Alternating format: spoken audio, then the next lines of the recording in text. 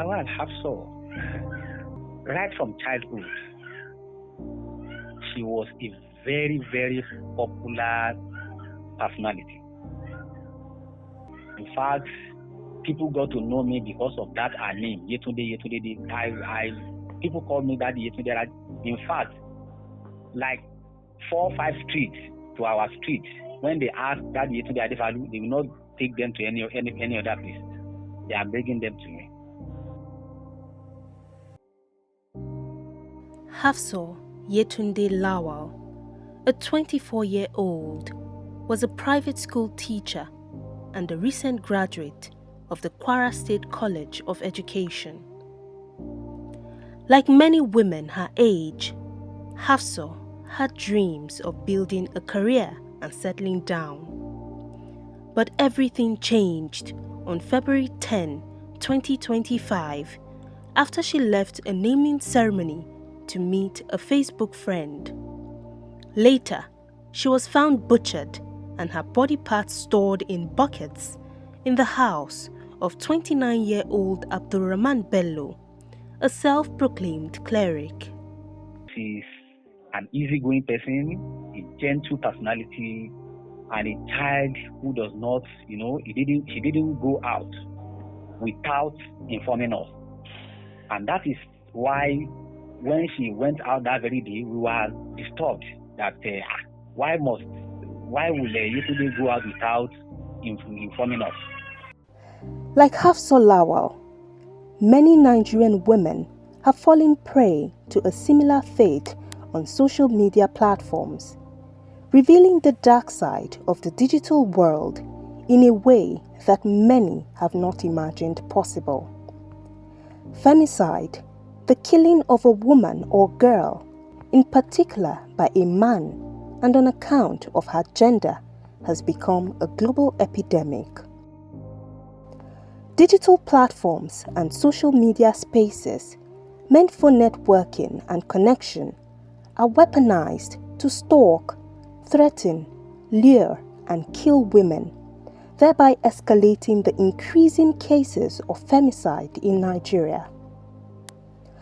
According to a 2024 report by UN Women, every 10 minutes, one woman is killed, and Africa, especially Nigeria, bears one of the highest burdens. In 2023, Africa recorded 2.9 victims per 100,000 compared to 1.6 in the Americas and less than 1 in Asia and Europe. Out of 51,100 women killed globally, Africa accounted for 21,700. Behind some of these tragedies lies a hidden catalyst: the toxic world of online misogyny, which can escalate femicide cases and normalize violence against women.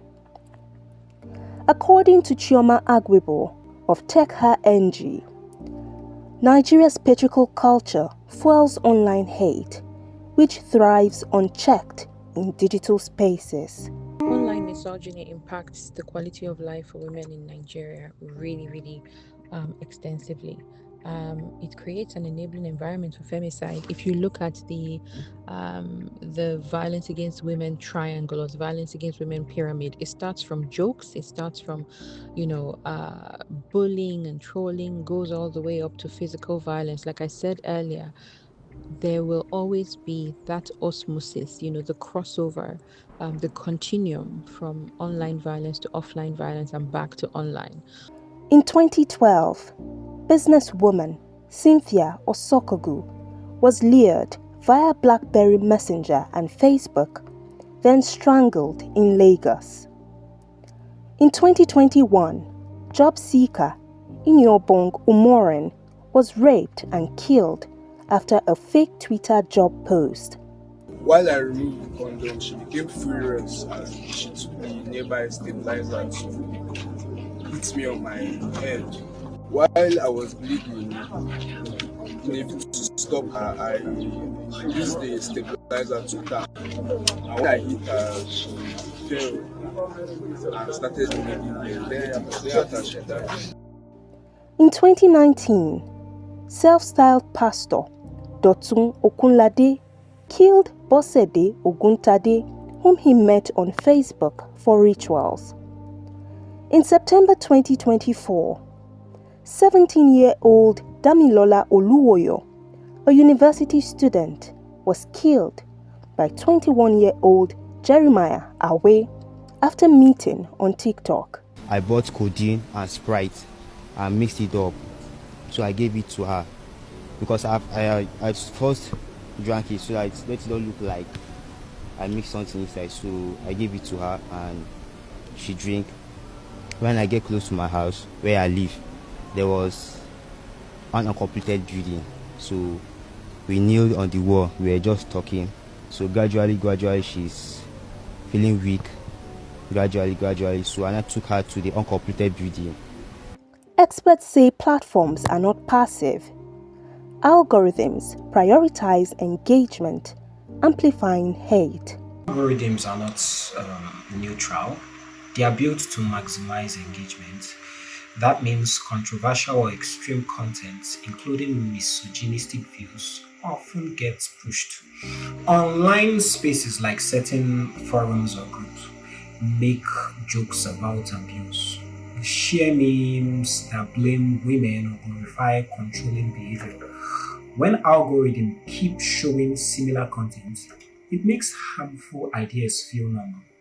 When men constantly see women being insulted or blamed online, it can desensitize them and make abuse seem acceptable.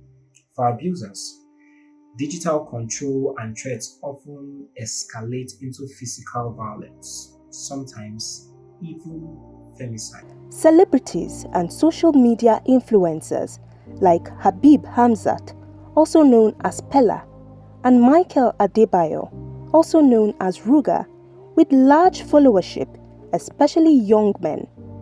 Politicians and everyday users have also been found complicit in amplifying messages that dehumanize women, normalizing femicide and violence against women, creating a fertile ground for violence.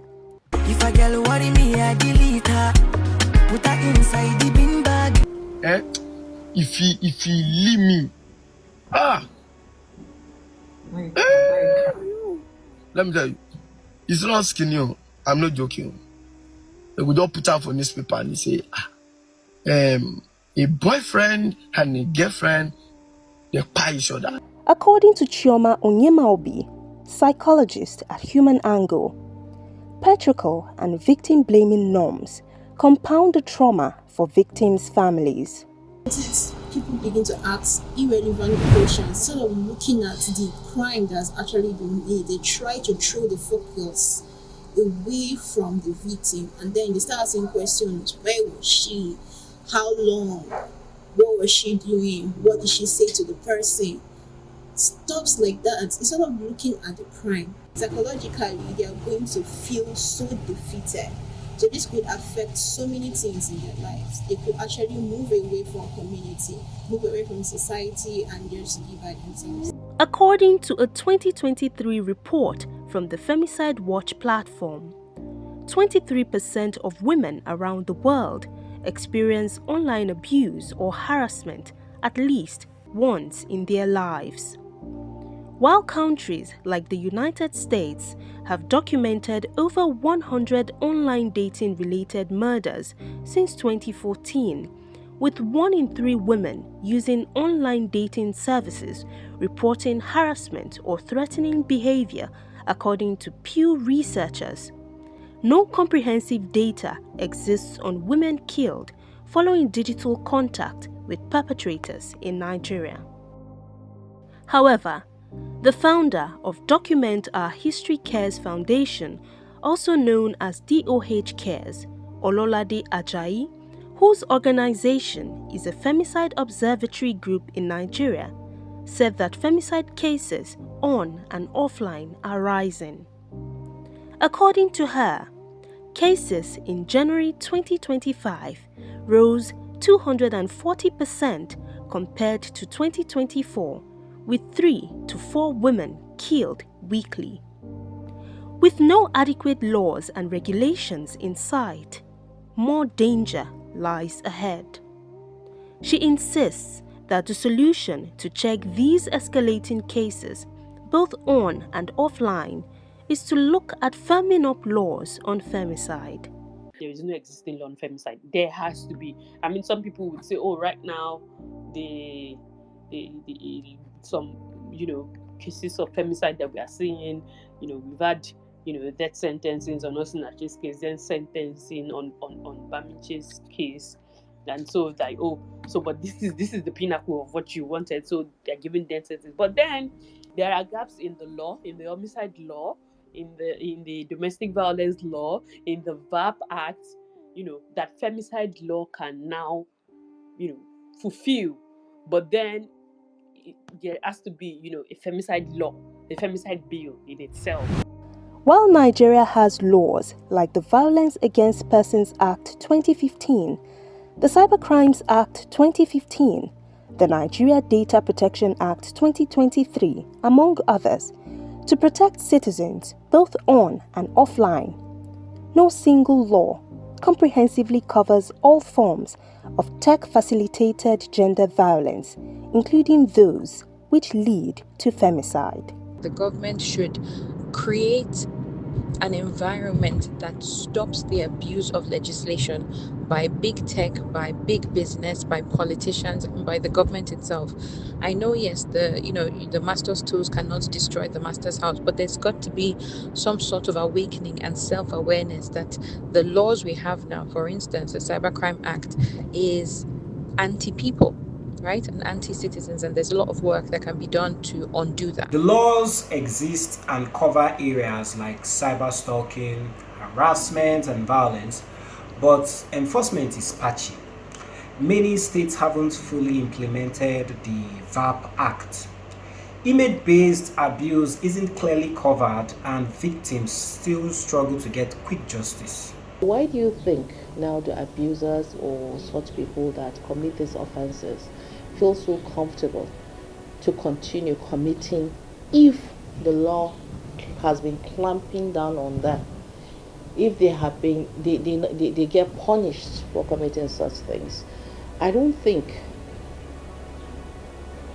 you will be seeing a high rate of what we are seeing now. It's been 7 months since Hafsa's passing. Although her murderer, Abdulrahman Bello, has been convicted, the family she left behind is still hurt, still questioning, but is only left with memories of their lost loved one. Why we go to that length, to go to that prosecution to that length, is because of other children. Not mine, not really mine. There are other children that are going to school, that are in the community, that are in the society. You understand? That if that kind of judgment have not been delivered, we will have been in fear now, because who knows who is the next now. I don't know what the law says. Maybe there's a particular time that will be leave or left for the family of Abraham, maybe to appeal the judgment. I don't know, but we are still expecting the assent or signatory of the Kwara State government on the death warrant, on the death warrant judgment of the court.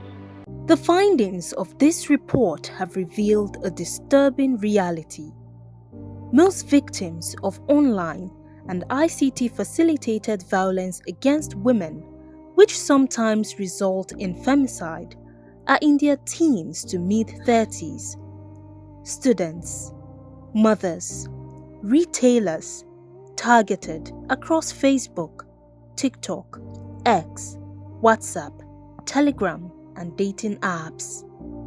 In many cases, perpetrators disguise themselves as romantic partners only to entrap their victims in fatal schemes. From the heartbreaking story of Hafsa Lawal, to the many other women whose lives have been stolen and cut short, the message is clear and alarming. Femicide in Nigeria is not just a number. It is the erasure of human lives, the shattering of families, and the silencing of voices that deserve to be heard. As Nigeria confronts this growing crisis, the call is urgent. Women must be safe, both online and offline. Women must be guaranteed dignity and justice. There is need for stronger laws, stricter enforcement, and a society that refuses to normalize or excuse violence against women.